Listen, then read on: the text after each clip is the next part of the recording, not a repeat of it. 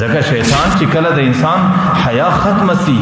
او چوکیدار سړی د کور سره رخصت کی بیا خو شیطان د انسان په ذهنو کې دا خبرې ورچي او چې دا خبرې ورته واچولې بیا پر حالت د ذکر نن دغه سړي سره ایمانی او قیمتي دولت پورته کول شیطان ته ډېر آسان دي. او دویم شکل چې شیطان د انسان په دماغ کې ورچي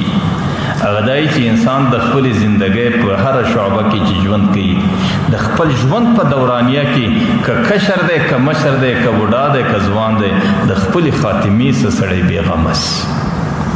د خاتمې څخه د ژوندۍ در اخرني کونج پورې سړی نه بېغمه کېږي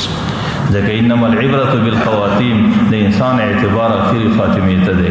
پیغمبر علیه الصلاة والسلام یو سړی ټوله زندگی د جنتي تیره کی لیکن د الله تقدیر پر خاتمه راورسېږي د هغې خاتمه پر جهنمي سي. ډېره زندگی د انسان هغې د جهنم پر اعمالو باندې تیره سي لیکن د الله تعالی تقدیر پر حالت د ذکرنن راورسېږي د هغې خاتمه د جنت والا اعمالو سي هغه جنتي سي. نو د خاتمې سره د خپلې زندګۍ د آخرنۍ خاتمې سره نه بېغمه کېدل او چې کوم سړی بېغمه سو د خاتمې سره دا دومره لوی جرم او ډېره لویه ګناه ده چې د هغې په خاطر بیا شیطان د هغې سره هغه قیمتي دولت پورته کولی شي. یو صحابي دی هغه ژاړي بل صحابي ورته راغلی ورته حضرت ولې ژاړئ څه ګناه در څه سوی دی؟ نو زه ډېره ځله دا وایم د صحابو ژړا پر دې باندې نه و چې زما څه درد دی یا زما ناجوړي دی یا ما ته څه غم او تکلیف دی. صحابو څه چې به کله دو ګناه وسو د هغې ژړا به پر ګناه باندې هغه صحابي ورته وایي نه ګناه خو نه ده راسه سوی ورته زما دې په الله قسم زما په زندګي کې ما ته د مچر د سر د مچ د سر غوندې ګناه هم نه رامعلومېږي. نو هغه ورته پر څه باندې ژاړې ورته صرف پر دې باندې ژاړم نه معلوم چې زما خاتمه به په کوم حالت کې سي. الله تعالی به می خاتمه بالخیر کې کبه می خاتمه بالشر کې نه معلوم چې زما آخرنۍ زندگی چې د زندګۍ رخصت دی د کلمې تلقین او د کلمې وینا به په نصیب سي او که به نه سي. لکه قرآن کې فلا یأمن مکر الله الا القوم الخاسرون د الله تعالی د تدابیر سره انسان نه بېغمه کېږي. ما درته ویل چې ډېر ځله انسان زندگی د جنتی اعمالو باندې کوي لیکن د الله تدبیر چې راورسېږي انسان خطرناک ګرځي انسان بیا پر بل طرف باندې ولاړ شي. د الله تعالی عجیب تدبیرونه دي د خپل خاتمې فکر همیشه د انسان سره کېدل. علماء لیکلي دي چې د الله تعالی د شرع عجیب تدبیرونه پر انسان راځي. ډېر ځله الله تعالی انسان ته علم نور کوي زندگی په جهالت او ناپوهي کې تیرس لیکن کله کله الله تعالی انسان ته علم ورکي لیکن د هغه علم سورست الله تعالی انسان ته د عمل توفیق نه ورکي. علم ورسره د پښو بد باندې پوهېږي لیکن پښو باندې عمل نشي کولی. ډېر ځله انسان ته د ښو اعمالو توفیق الله تعالی ورکي بیا هم خاتمه نه پر خیر کېږي په دې خاطر چې په دې ښو اعمالو کې الله تعالی د اخلاص توفیق نه ورکي. هغه نیک اعمال د بل دپاره کوي د الله دپاره یې نه کوي. ډېر ځله د ډېرو نیکو خلکو صحبت د صلحاو صحبت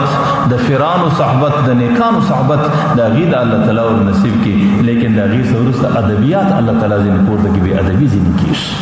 ځکه د الله تعالی د شر ډېر تدابیر شته چې د انسان پر زندگی باندې الله تعالی اچولی شي او د انسان زندگی هغې کې تېرېدلی شي. یو کتاب کې لیکلی دی د مصر جامع مسجد کې یو مؤذن دی هغې ته الله تعالی ډېر ښایسته اواز ورکړی دی او د مصر پر د جامع مسجد پر اذان باندې مقرر دی.